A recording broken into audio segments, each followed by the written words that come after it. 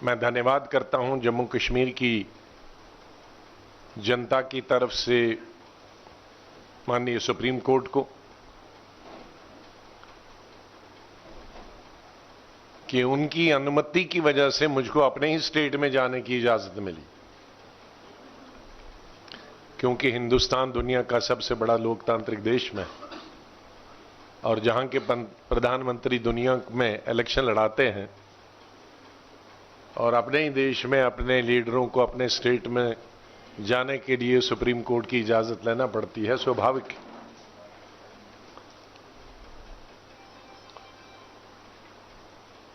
और मैंने विशेष रूप से सुप्रीम कोर्ट में जो पिटीशन दायर की थी उसमें जो मुझे खबर मिली थी उस वक्त तकरीबन 1-1.25 महीना हो गया था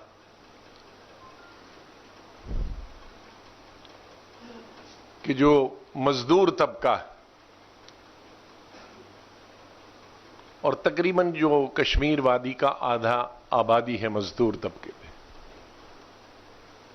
क्योंकि एक अकेला ऐसा स्टेट है जहां कोई भी पब्लिक अंडरटेकिंग नहीं है गवर्नमेंट ऑफ इंडिया की तरफ से, अकेला शायद,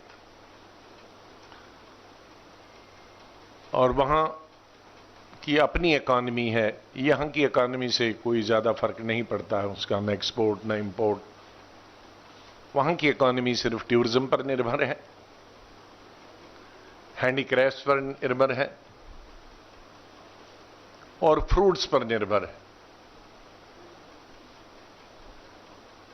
यही 3 चीजें वहां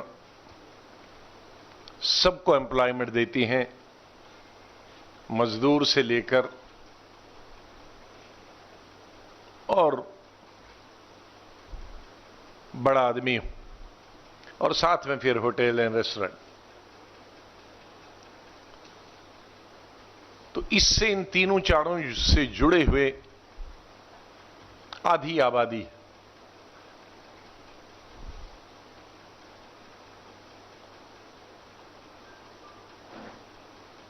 हैंडीक्राफ्ट्स में तकरीबन 30-40 किस्में हैं हैंडीक्राफ्ट्स की। कालीन बनाने से लेकर, नमदे बनाने से लेकर, गदे बनाने से लेकर, क्रिवल बनाने से लेकर, शाल बनाने से लेकर, अलग अलग चीजें मिट्टी की और दूसरी चीजें बनाने से लेकर,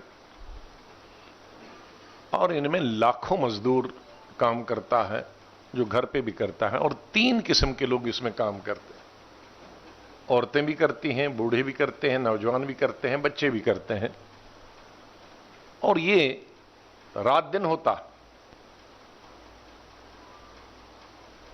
पूरा परिवार इसमें काम करता। अलग अलग जो मैंने 40-45 किस्म की चीजें बताई। इसी तरह से शिकारा वाले, हाउस बोट ऑनर्स, पोनी वालाज जो गुलमर्ग पहलगाम में हजारों की संख्या में उनकी फैमिली, टैक्सी वालाज या बड़े शहर में, छोटे शहर में, कस्बों में जो रेडी वाले, फुटपाथ पे चीजें बेचने वाले, छोटे टी स्टॉल वाले हैं, होटल्स में जो काम करते हैं समर में 6 महीने और विंटर में उनको निकाल दिया जाता, एक किस्म के डेली वेजर्स होते हैं।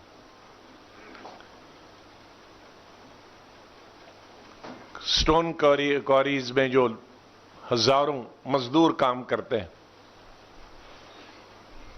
ब्रिक क्लीनर्स में जो हजारों और लाखों काम करते हैं, ऑर्चिड्स में जो फ्रूट उतारने का, उसके ग्रेडिंग करने का, बक्सों में रखने का, ट्रकों में चढ़ाने का, ट्रकों में उतारने का जो काम करते हैं, इनमें भी लाखों की तादाद। और शाली जिसको हम लोकल में कहते हैं, चावल राइस काटने वाले भी लाखों लोग होते हैं। वो अधिकतर बिहार और दूसरे राज्यों के होते हैं, उनकी संख्या भी 2 से 2.5 लाख तक होती है। तो मुझे जो खबर मिली थी वो मैंने सुप्रीम कोर्ट के सामने लाया कि मुझे जो खबर है कि ये तबके में से बहुत सारे लोगों के पास खाना नहीं है, क्योंकि उनकी लाइवलीहुड सिर्फ डेली वेजेस है। और वहां जाने के बाद जो मेरा अंदाजा था, शायद उससे कई गुना ज्यादा तकलीफ है। सबसे पहले तो सरकार ने यह पूरा प्रयास किया एडमिनिस्ट्रेशन में कि लोग मुझसे मिल न पाए। जहां जिस गेस्ट हाउस में मुझे श्रीनगर में रखा गया, वहां से कहीं जाने की इजाजत नहीं थी, अपने घर भी नहीं। दूसरे दिन घर जाने की इजाजत दी, लेकिन पहले दिन नहीं। और मैंने तकरीबन 15 जगह जाने की बात की थी पहले दिन और दूसरे दिन श्रीनगर में, लेकिन दूसरे दिन मुझको 2 जगह की इजाजत दी 15 जगह की। और वो जगहें कौन थी? वो यही थी जहां हैंडीक्राफ्ट वर्कर्स वाले रहते हैं, जहां दूसरे शिकारा वाले रहते हैं, जहां रेड़ी रिक्शा वाले रहते हैं,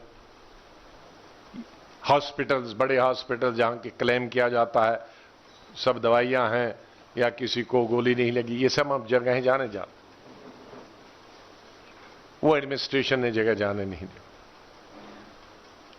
और जिस गेस्ट हाउस में रखा था, गेस्ट हाउस बहुत अच्छा है गेस्ट हाउस, और उसमें कोई कंप्लेंट नहीं थी, जो सच है। लेकिन 2 जगह सिक्योरिटी थी और 80% तो मेन गेट से ही भगा दिए जाते थे कि नहीं मिलना। और जो बेचारे मुश्किल से पहुंच जाते थे, क्योंकि चर्चा तो हुई थी हम मिलने आए हैं, तो गेस्ट हाउस का मेन दरवाजे पे सिक्योरिटी चेकिंग तो ठीक है, मान सकता हूं, कोई नई बात नहीं, लेकिन बहुत बड़ा कैमरा विजिलेंस और सीआईडी का लगा था, जो हर अंदर वाले आदमी को दरवाजे से लेकर जब तक वो मुझसे नहीं पहुंचता था उसको कवर करता था। तो एक तो बहुत बड़ी हैरेसमेंट। और बाजार में ये फैलाया जाता था कि 3 जगह आपके नाम दर्ज होते हैं, जो कि होते थे, दरवाजे से लेकर और अंदर वाले दरवाजे तक, और आपका चेहरा भी दिखाई देता है तो घर जाओगे उसके बाद उठा लिए जाओगे। तो एक सबसे बड़ा डेटरेंट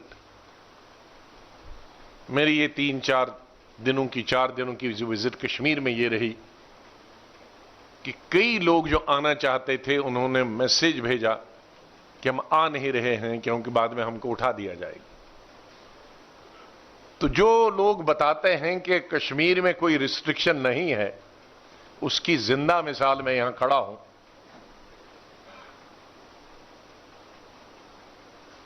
कि सुप्रीम कोर्ट के ऑर्डर के बगैर भी नहीं मिलने दिया जाता था।